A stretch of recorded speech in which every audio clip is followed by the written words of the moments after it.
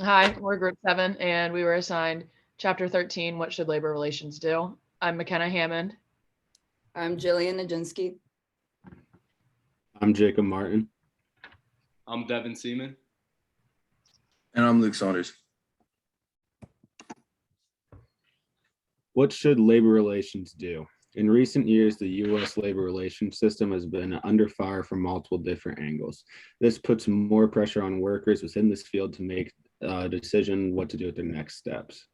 Proponents of free market and human resource management criticize unions for interfering with markets and managers, while proponents of labor unions and workers' rights criticize globalization and financialization for putting greater pressure on the need for higher performance, which strains the U.S. labor relations system.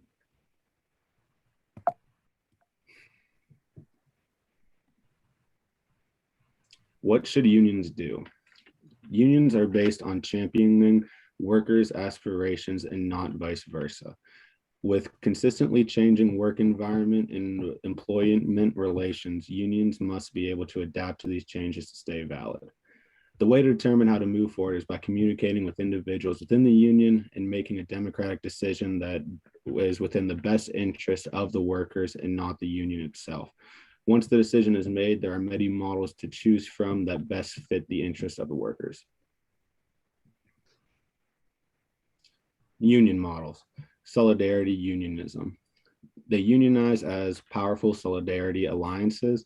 They emphasize strong worker advocacy through bargaining backed up by strikes. They're concerned with being more adversarial than cooperative. Social movement unionism.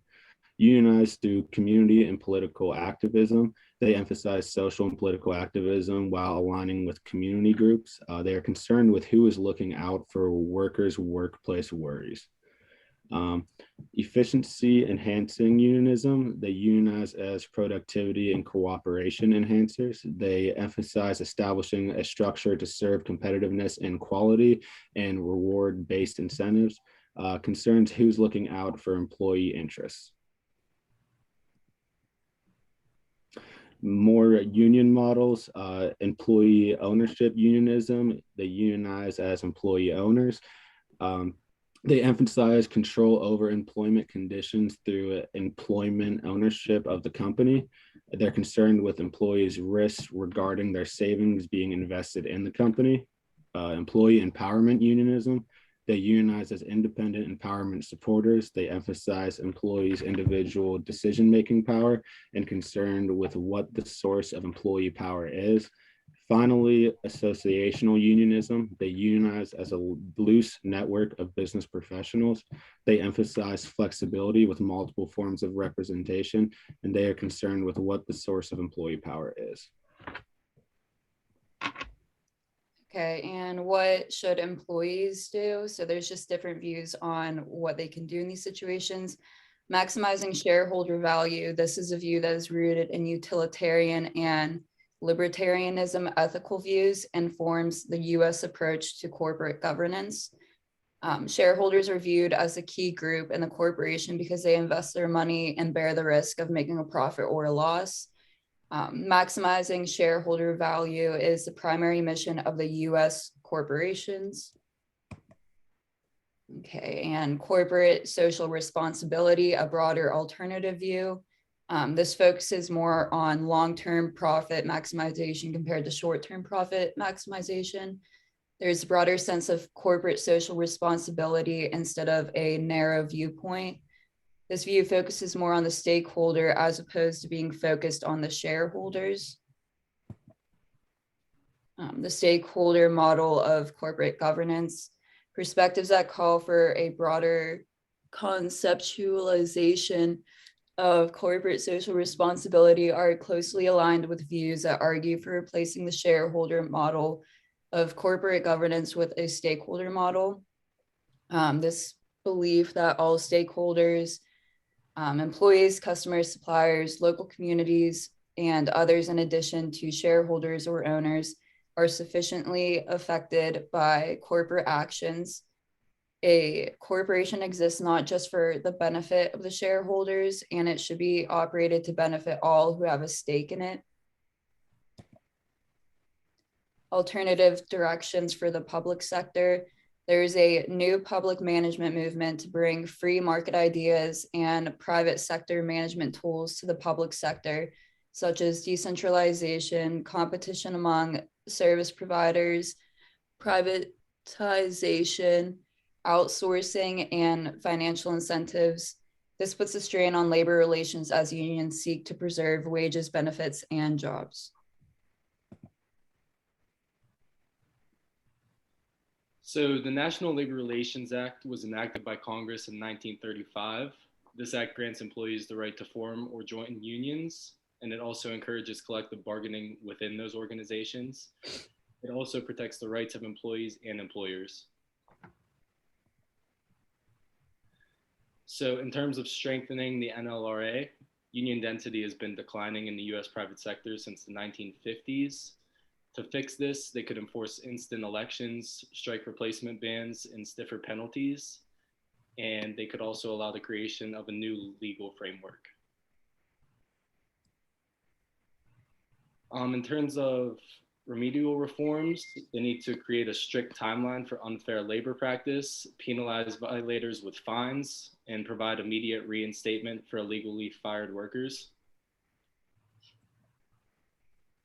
And in terms of substantive reforms, they need to limit management and union campaigning to restrict statements that imply negative consequences, ban permanent strike replacements, and expand coverage to include contingent employees, supervisors, and independent contractors. So leadership power. Leadership power can be categorized into 5 sources. There's legitimate power, the authority or right to order someone to do something. Reward power, influence that comes from the ability to hand out rewards. Coercive power, influence that comes from the ability to hand out punishments. Referent power, influence that derives from appealing personal characteristics. And expert power, influence that stems from the knowledge and expertise. So continued with the leadership power. Labor relations constrain some of these sources of power. The institutions of labor relations are widely regarded as weak, and this puts managers under a lot of pressure in a hyper-competitive global economy.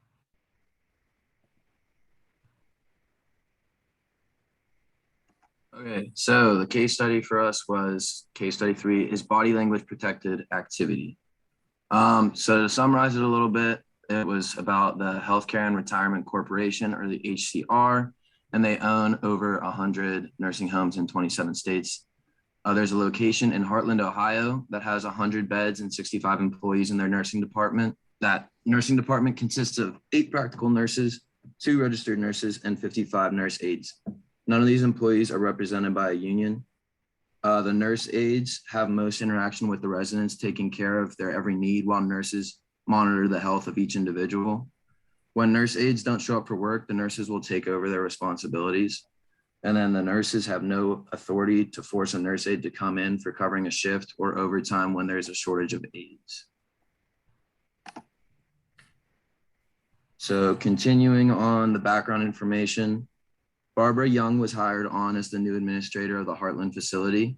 She was inexperienced and overworked and made a questionable decision by switching the facility's pharmacy from a local one to a large corporate one further away. This resulted in distaste from the community and nurses, which caused a drop in the amount of admissions. 3 nurses tried to meet with Young, but she claimed her schedule was too busy, causing the nurses to take the matter directly to corporate.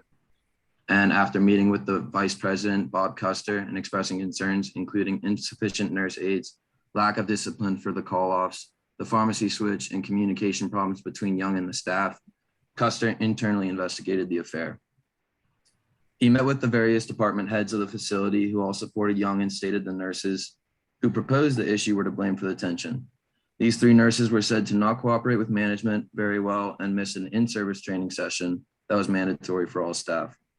The nurses should have been given more notice for this session, as only 6 people attended the session. However, the 3 problematic nurses were the only ones to receive discipline for the absence, which is a little suspect.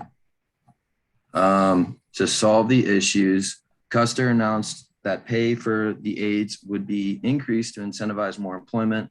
Young would not be fired, and the pharmacy situation. Okay, did I skip one? No, I didn't. Okay. And not only this, but Custer had also decided that when he was making these announcements, the 3 problematic nurses would be fired due to their body language during the meeting. The nurses were rolling their eyes, crossing their arms, and being disengaged when Custer spoke when Custer spoke, which Custer took as a perception that they would not change their ways. So the questions at the end of it were, are the nurses covered by the NLRA? Remember that the NLRA excludes supervisors from protection under the Act using the following definition. If you guys want to read the definition on supervisors, you can read that there. But we decided that the nurses have a right to form a union with the other nurses of the facility or company altogether, but there's nothing in place at the moment that says that they're not allowed to unionize. However, at this time, there is no union representation, like I said, and therefore they're not protected by this act. Create a list of the possible reasons that the 3 nurses were fired. Determine whether each reason is protected by Section 7.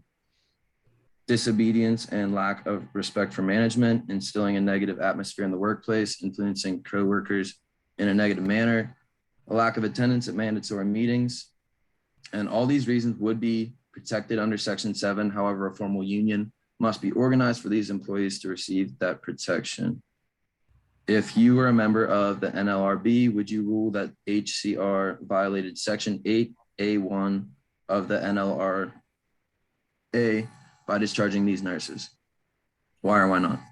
And I would rule that the HCR did not violate the NLRA because there was no formal union that was in place at the time. That being said, Custer still did not have just reasoning for firing the nurses, as there was no tangible reasons for their firing except for presumptuous accounts made by their supervisors. Alrighty, and then our 2 discussion questions. We have, with weak labor laws and labor unions, is it more or less important that leaders have a high ethical standard? And what is a corporation's social responsibility?